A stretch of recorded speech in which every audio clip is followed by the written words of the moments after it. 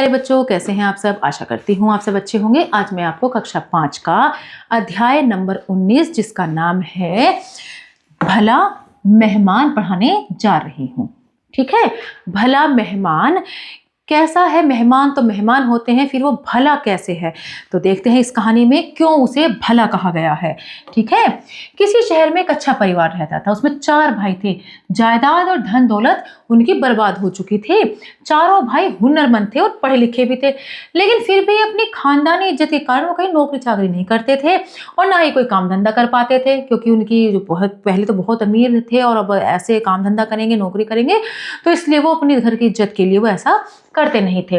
घर में गरीबी दिन ब दिन बढ़ रही थी। धीरे धीरे उन्होंने बीवी बच्चों के सारे जेवर भी बेच डाले। आखिर एक दिन ऐसा आया कि घर में कुछ भी नहीं बचा और खाने पीने के भी लाले पड़ने लगे। अब क्या किया जाए। उनके घर के पास बगीचे में सहीजन का एक पेड़ था। उसके फलने का मौसम था। बहुत लंबे लंबे और हरे हरे सहीजन लटक रहे थे।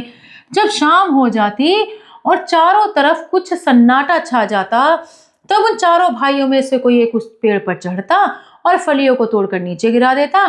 कुछ रात बीते एक कुंजड़ीन बोलते हैं सब्जी बेचने वाले को, एक कुंजड़ीन आती और सारी फलियां खरीद कर ले जाती। इससे जो थोड़े बहुत पैसे मिल जाते उन्हीं से परिवार का गुजारा चलता।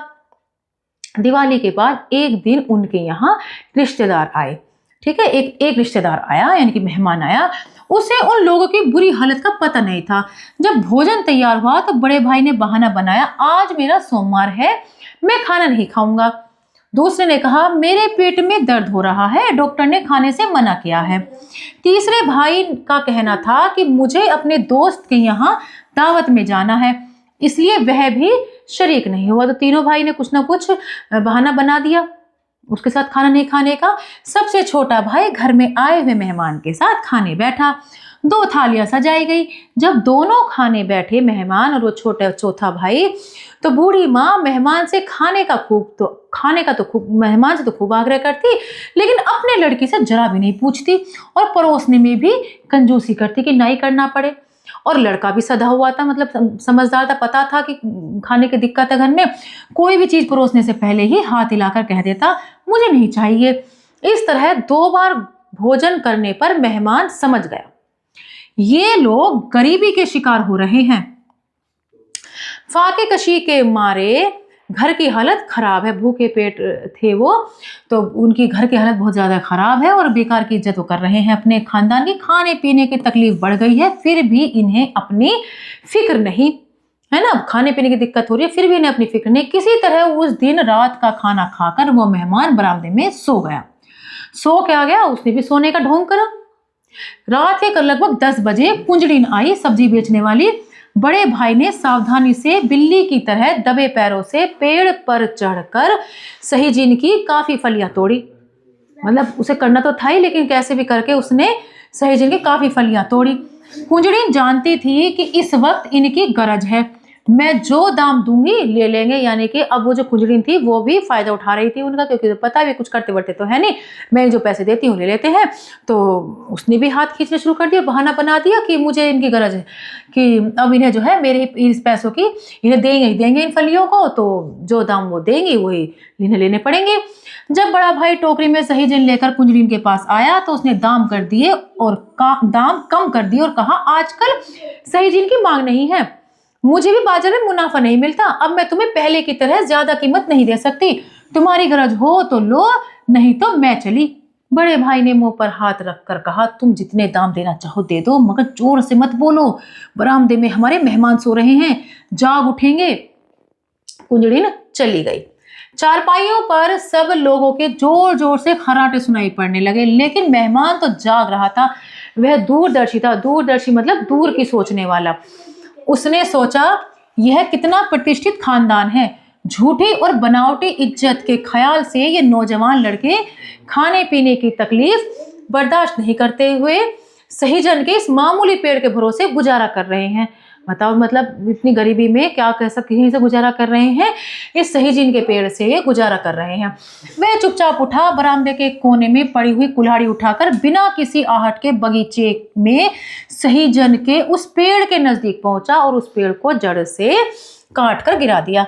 अब इस घर में मेरा रहना ठीक नहीं, यह सोचकर पो फटने से पहले यानी कि भेद खुलने से पहले पहले अंधेरे अंधेरे ही वह मेहमान वहां से चल पड़ा। सवेरा हुआ, बड़ा भाई उठकर देखता क्या है कि मेहमान बरामदे से गायब है और बगीचे में सहीजन का पेड़ कटा हुआ पड़ा है। घर को सहारा देने वाले जैसे किसी बुजुर्ग की मौत हो जाती है और उस तरीके का मातम में शोक छा जाता है, वैसा ही उस परिवार में भी छा गया, क्योंकि सहीजन से ही उनकी रोज रोटी चल रही थी, अब वो पेड़ चला गया। माँ कहने लगी, वह नास पीटा कहाँ से आया था, वह रिश्तेदार नहीं, मेहमान नहीं, पिछले जन्म का हमारा कोई दुश्मन था।